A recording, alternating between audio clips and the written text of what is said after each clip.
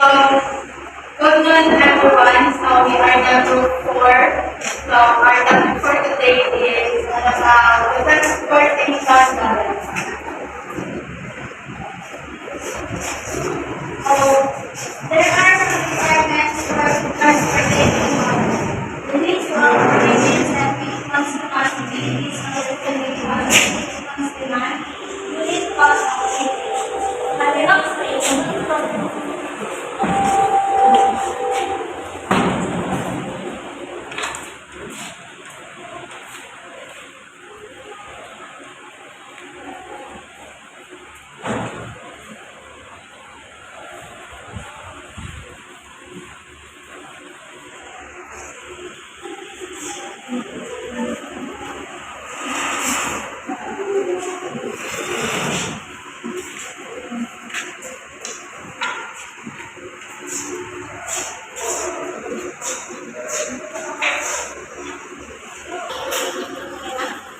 so, dito sa origin, kung saan nanggaling yung mga product, destination, kung saan yung location niya, the demand, supply, and the shipping cost. Then, Genuine model assumption. Items pag-isip para homogeneous. Halimbawa, ng items are identical and cannot be differentiated from one another. Halimbawa, ang box ang magkakapareho ang mga cookies. Shipping cost per unit is the same. Shipping cost per unit is the fixed cost that cannot be affected by vendors. Halimbawa, nag-order ka, lalaki, tapos babae. Hindi man niya ba ng babae siya, mataas ng iyang shipping cost kita sa lalaki. Ano na siya? Tapos only one road between origin and destination. Halimbawa, nag-order ka dito sa MST, pagkatapos din sa DST. Hindi na siya pwede na iba pa yung malupa, dapat isa lang. our next topic is the transportation model. In the transportation model, the goal is to produce products of supply location or locations, and then transport them to destination where they're demanded at minimum cost. So the transportation will be discussed by Ms. Panto. So, I'm Janidon Pantua. I will be discussing the two phases of solution of transportation problem. So, we have phase 1, initial basic feasible solution. So, there are three methods in phase 1. First is the Northwest Corner Rule or NWRC. Number 2 is least cost method or greedy method. Number 3, Vogel's approximation method. In phase 2, we have optimal basic solution. So there are two methods. So first is stepping stone method and second, modified distribution method or MODI. So for now is I will discussing the phase 1 only para hindi masyadong mahaba. Kasi kung sasali ko pa yung phase 2, so masyado na siyang mahaba yung discussion and baka malito na yung iba. So, I will only discussing the phase 1. Ang ating method na uunahin is yung 1 na Northwest Corner Rule or NWCR na short term. So, it is a technique for calculating an initial feasible solution for a transportation problem. So, meron tayong tatlong method and this is the first method. Ito yung mga technique para ma-calculate natin yung mga initial feasible solution ng transportation problem. So, we have factory or origin. So, we have three factories. So, factory 1, factory 2, factory 3. And then, we have warehouse or destination. So, warehouse A, B, C, and D. So, si warehouse A, B, C, D ay merong demand. And then, si factory 1, 2, and 3 ay merong supply. So, dahil Northwest method yung gagawin natin, So, mauuna tayo sa north and west. So, this is the north, this is the east, south, and west. So, dahil northwest corner rule method ang gagawin natin, so, warehouse A factory 1 is 4.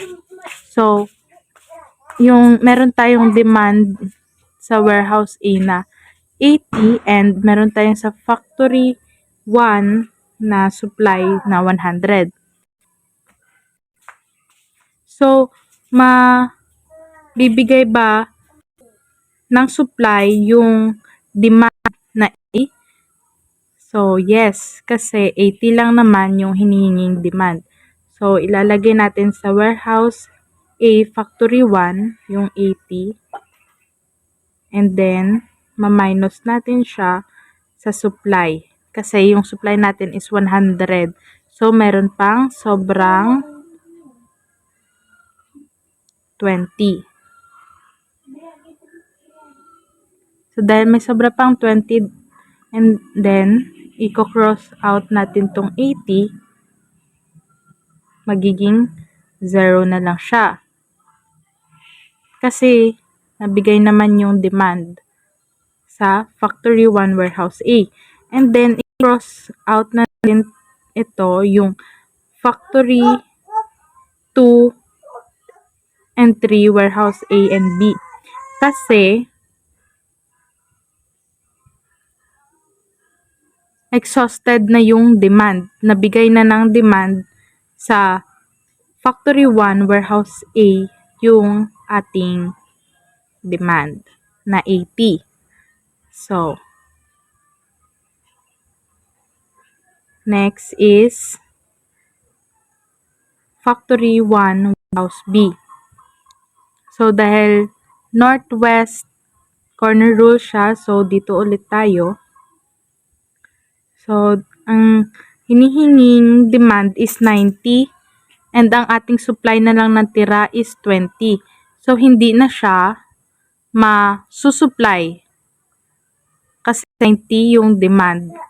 So, kung ano lang yung supply natin, yun lang mabibigay natin. So, ilalagay natin dito is 20 and then, i-cross out natin ito, magiging 0 na kasi nabigay na natin yung kanyang supply. So, 20 minus 90, magiging 70 na lang ito. So, ang matitirang demand natin is 70. So, dahil 0 na yung ating supply, so exhausted na siya, so i-cross out na natin ito. Ayan, kasi exhausted na siya, wala na siyang maibibigay na supply sa warehouse C factory 1 and warehouse D factory 1. So, next natin na gagawin is dito sa factory 2 warehouse B. So, dahil ang ating demand is 70, ang ating supplies is 200. So, mabibigay ba ni supply yung demand natin na 70? Yes. Kasi 70 lang naman yung demand niya and then 200 pieces lang yung 200 pieces yung supply natin. So, mabibigay yung kanyang demand. So, ilalagay natin yung demand 70. So, cross out, magiging 0. And then, after that, so 70 minus 200, magiging 130 lang ito. 130. So, dahil 0 na ang ating demand, i-cross out na natin yung factory 3 warehouse B. Kasi, nabigay na lahat yung demand doon kay factory 2 warehouse B. So, wala na siyang mai-produce pa na demand. So, next natin is sa factory to warehouse C. So, meron tayong demand na 120 and then meron pa tayong 130 na supply. So, may bibigay yung kanyang demand. So, lalagyan natin dito is 120. Iko-cross out natin. So, magiging 0 na lang yung demand. Then, 120 minus 130 magiging 10. Yan, 10. So, dahil wala na demand, exhausted na, so, iko-cross out na natin ito. So, meron na lang tayong dalawang column. Next natin is factory to warehouse D. So, meron tayong demand na 160. So, do you think mabibigay ba ni supply yung demand? So, hindi. Kasi 10 na lang yung supply natin. So, kung ilan na lang yung supply natin, yun na lang mabibigay natin na supply sa demand. So, lalagyan natin dito 10. Then, cross out, maging 0 na yung supply natin.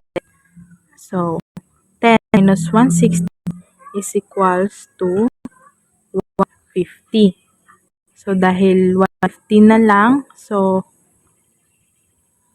last column is factory 3 warehouse D.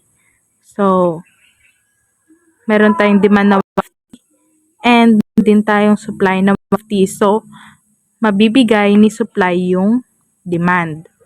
So, dahil mabibigay niya, so, lalagyan natin dito 150.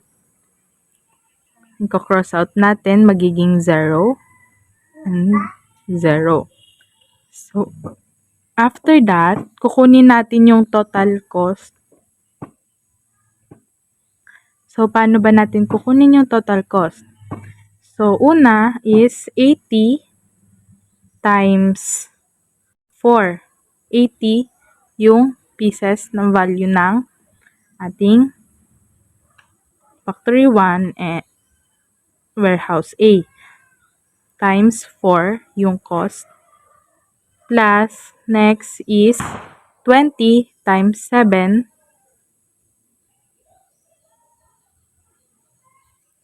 plus 70 times 3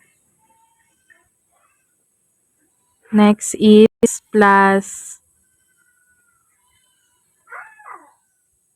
120 plus 8 ay 120 times 8 rather plus 10 times 8 plus 150 times 5. So, magkano ba lahat? So, unahin natin yung nasa parenthesis. So, 80 times 4 equals 320 plus 20 times 7 equals 140 plus 70 times 3 equals 210 plus 120 times 8 equals 960 plus 10 times 8 equals 80 plus 150 times 5 equals 750. So, total is 320 plus 140 plus 210 plus 960 plus 80 plus 750. Total is 2,460 ang total cost natin.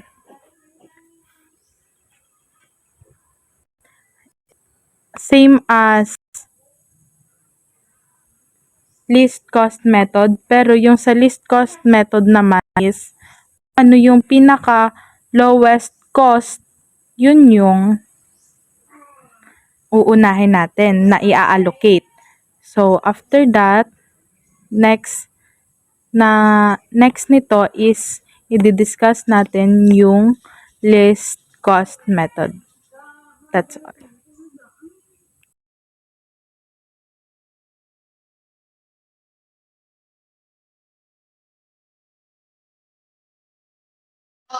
Ngayon, i-discuss ko sa inyo ang transportation table. Pero bago ko i-discuss sa inyo kung paano siya susolve, ang ginamit nating method is least cost method. Or tinatawag na greedy method. So, ano nga ba yung least cost method? So, ito yung nag-systematize ng procedure gamit para mahanap yung initial feasible solution ng transportation model. So, we have 4 steps para ma-solve itong transportation problem. So, first step is identify the cell that has the lowest unit cost. If there is a die, select one arbitrarily, allocate the quantity to the cell that is equal to the lower of the available supply for the row and the demand for the color. So, sa step 1, i-identify natin yung pinaka-lowest unit cost. So, pinaka-maliit na lowest cost is 1. So, after that, i-match natin ang ating demand sa supply. So, ang tao natin ang lowest value sa standard supply. So, ang pinaka-lowest value natin is 100. So, ang tanong 3 is 100 para malukit natin ang cost. So, 100. So, i-cancel out natin siya. This maging 0. And then, 160 minus 100 magiging 60 na lang ang demand. So, after that, may 0 naman ang sa origin 1. So, i-cancel out na natin siya. Ay, nagkakita mo yung solve. So, cancel out na siya. Ay, 0 na ang origin 1. So, next is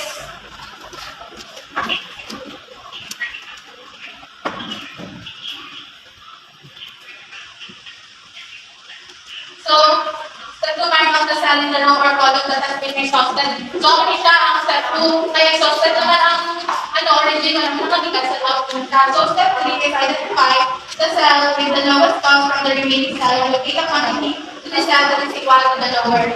So, i-allocate ko siya ay ang lower hanap kung may ang supply. So, magiging 60 na siya, ay magiging natin siya. So, next naman, dito naman tabang allocate sa origin 2. So, ang pinaka-lowest cost natin is ang 3. So, i-match natin ang 90 at ang 200. So, ang pinaka-lowest value is the 90. So, ang natin today is 90.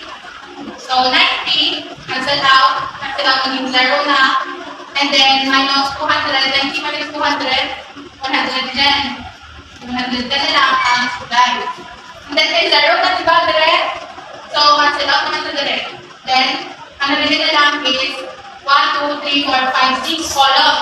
So, next na to, ano ang next na pinakatulo is 5. 5 no? So, ang ito na to ang 60 and ang 150. So, pinaka-lowest value na to is 60. So, ito na siya din cancel out. Cancel out. 60 minus 150, 90. So, kay 0 na po na siya direct, cancel out na. So, we have 4 column na lang.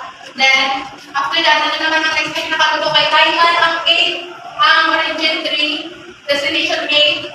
So, Taiwan ang dalawa. So, ang nakata is yung nasa taas, origin 2, destination C. So, i-match natin ang 120 o ang 110. So, pinakalubo natin ang cost value is 110. So, natin sa dali 110. So, cancel out. 110 minus 120 is 10. So, may 0 na ang aton na supply. So, cancel out na natin 12. Next is origin 3, destination 3.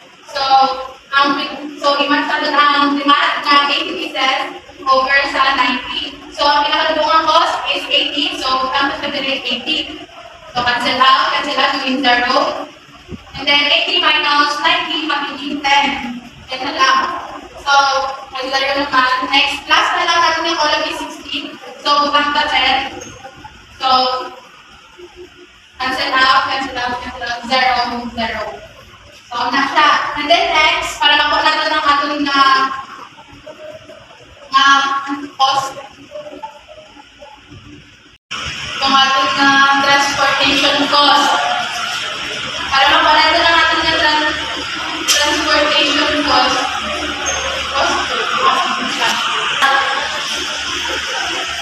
Okay na. Oo, sis. So, para makuha natin ang transportation cost, natin 100 times 1 plus next is 90 times 3 plus 110 Times times 8 plus 80 times 8. Next plus 10 times 16 plus 60 times 5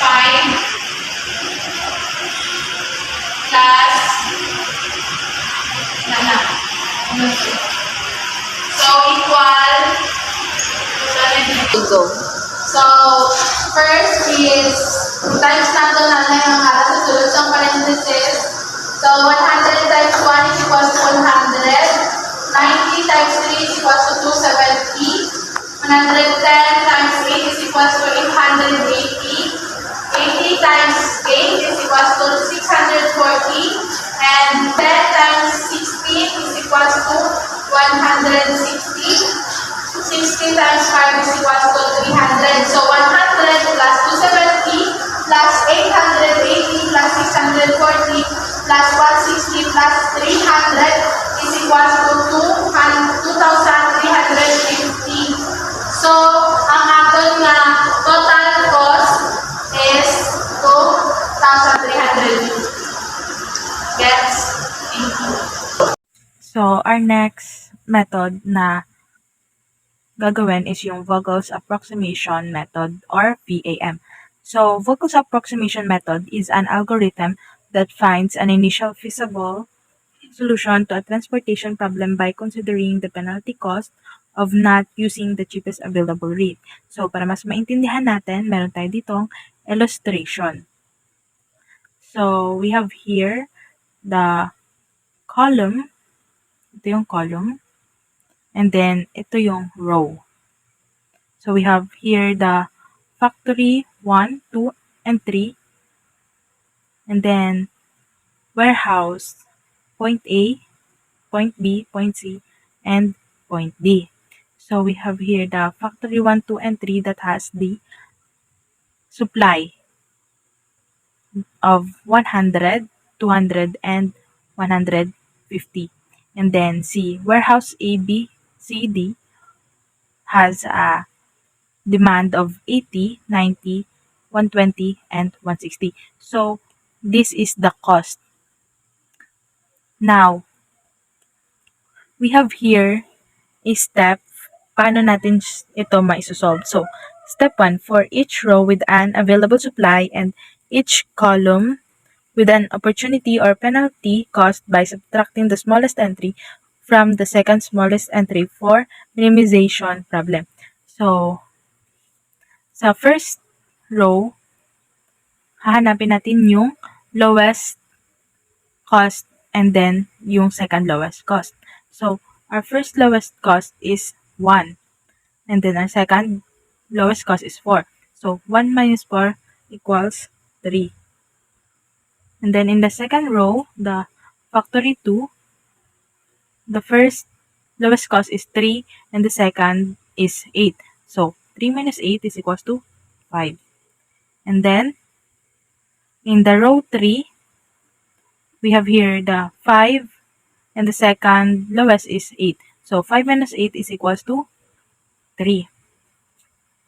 Now, we're going to this side in the column difference. So, we have here in warehouse A, so hahanapin pa rin natin yung lowest cost and then the second lowest cost. So, first lowest cost is 4 and then the second is 8. So, 4 minus 8 is equals to 4. And then, in the warehouse B, we have here the first lowest cost is 3 and then the second lowest cost is 7. So, 3 minus 7 is equals to 4. And then in the warehouse C, we have 7 and then the second lowest cost is 8. So 7 minus 8 is 1. And then in the warehouse D, we have here the first cost is 1 and then the second lowest cost is 5. So 1 minus 5 is 4. So in second step, we have here identify the row or column with largest opportunity or penalty cost. So ito yung penalty cost guys ha, ito yon. So, hahanapin natin yung pinaka-malaking penalty cost. So, we have here the 5, as you can see.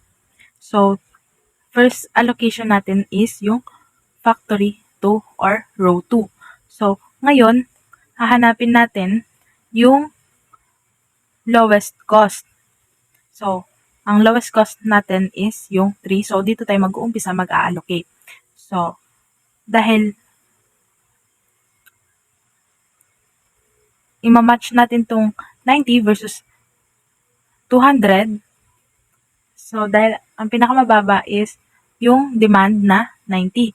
So, ang i-allocate natin siya dito. So, ilalagay natin siya 90. So, magiging 0 na ito. And then, 90 minus 200 is equals to 110. Ayan. Max is dahil na-mark up na natin siya dito, na satisfied na natin yung demand and then exhausted na siya. So, ima-mark up na natin ito. Kasi, wala naman na tayong ma-produce na demand. So, next is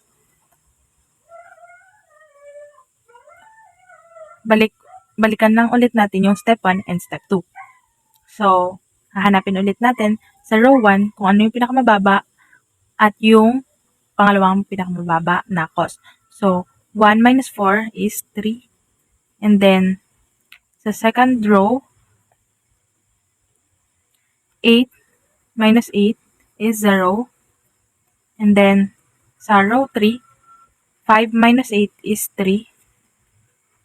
And then, now, sa column, 4 minus 8 is 4. And then, dahil wala na ito, 0 na siya. So, lalagay lang natin ng negative dito. Negative. Yan. Ngayon, in the warehouse C, first lowest cost 7, second lowest cost is 8. 7 minus 8 is 1. And then, first lowest cost sa warehouse D is 1. And then, the second is 5. So, 1 minus 5 is 4. Ngayon, hahanapin natin kung ano yung pinaka-malaking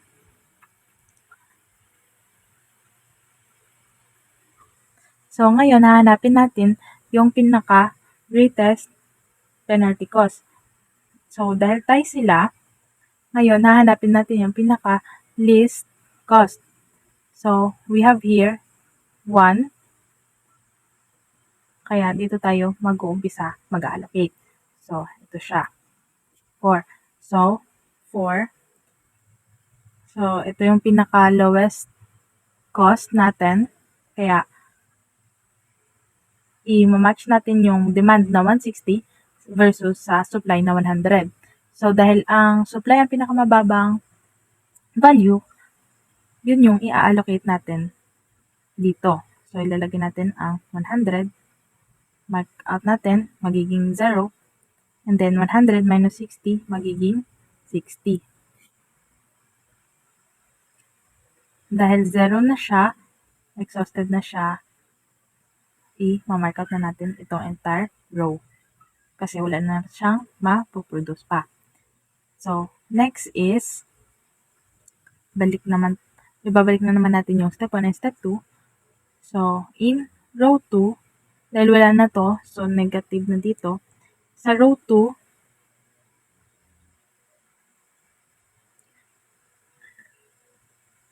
ang lowest natin is 8 and the second lowest is 8, so 0 pa rin. And then, sa row 3, first lowest is 5 and the second lowest is 8. So, 5 minus 8 is 3. And then sa column, 8 is the first lowest and the second lowest is 12. So, 8 minus 12 is 4 pa rin. And then, dahil wala na to, negative na. Then, first lowest is 8. The second lowest is 10. 8 minus 10 is 2. And then, first lowest is 5. The second lowest is 8. 5 minus 8 is equals to 3.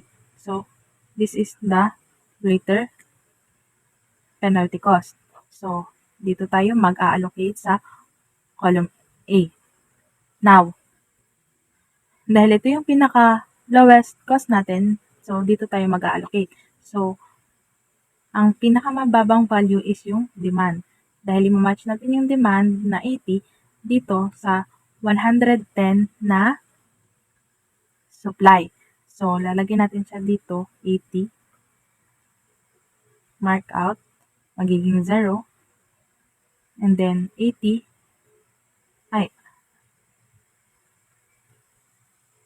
Ima-match pala natin yung demand na 80 dito sa 150. Rather. So, 80 minus 150 magiging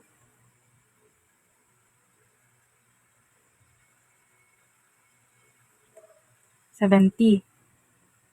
So, dahil 0 na yung ating demand, ima-mark out na natin ito kasi wala na tayong mapuproduce pa. So, next is, ito na lang yung natira nating column, itong 4. So, ang pinaka first lowest cost is 8. And then, the second lowest cost is 8 pa rin. So, 8 minus 8 is 0.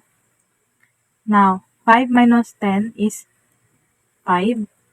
And then, in the column, so, negative na to, kasi 0 na ito, itong dalawang column. Ngayon, ang first lowest natin is 8. And our second lowest cost is 10. So, 8 minus 10 is 2. And then, our first lowest cost is 5. And then, second lowest cost is 8. 5 minus 8 is 3. So, now, our greatest penalty cost is this one, 5. Now, dito tayo mag-allocate. So, hahanapin natin yung pinaka-lowest cost. So, our lowest cost is 5. Dito tayo mag-allocate. Ngayon, dahil ang pinaka-lowest value is yung demand natin na 60. So, i-allocate natin siya dito. So, mark out, magiging 0. 60 minus 70 is equals to 10.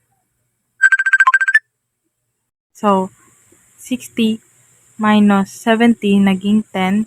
So, dahil 0 na ito, mark na natin to siya. Kasi, hindi na tayo makakaproduce pa dito. Hindi na tayo makaka-allocate dito kasi 0 na yung ating demand. So, next is, meron na lang tayong dalawang column. Hahanapin natin yung pinaka-lowest na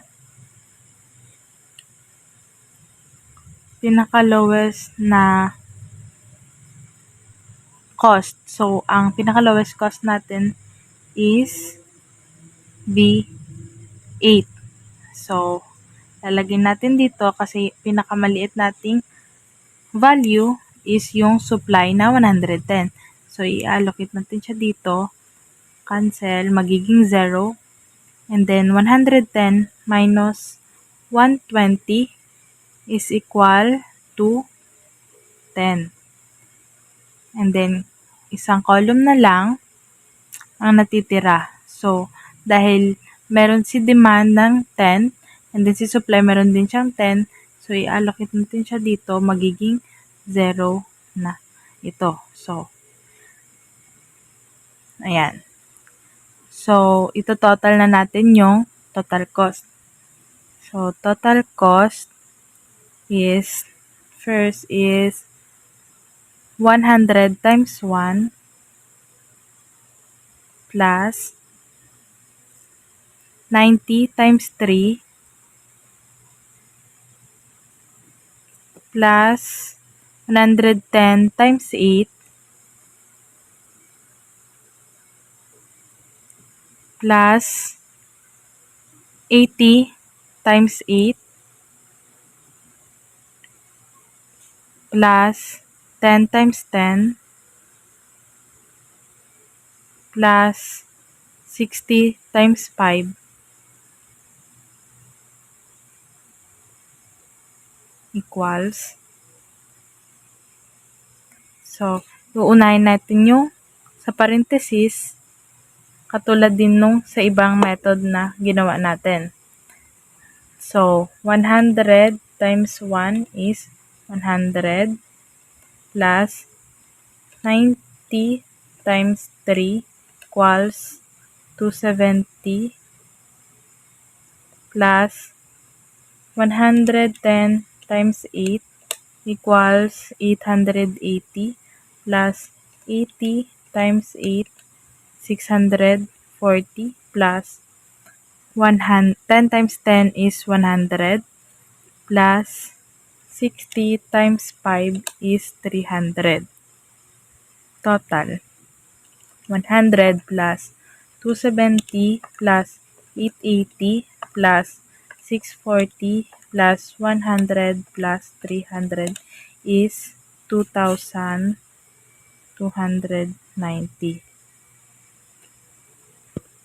Next is special problems. First, unequal supply and demand.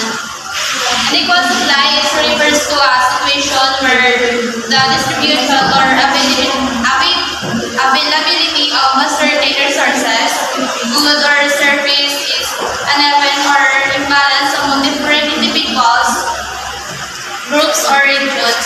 So, from the word unequal means di pantay-pantay na distribution or availability of a certain resources means somehow more access of resources or benefit while others have less resources. Example, kaya sa mahirap kag manggaranon. Ang manggaranon kay makakuha nila ang needs kag wants nila while sa mahirap makuha lang nila kay ang wants nila. Next is demand. Refers to the desire, willingness, and ability of consumers to buy goods or service at various price levels within a given time period or pangangailangan ng isang consumer.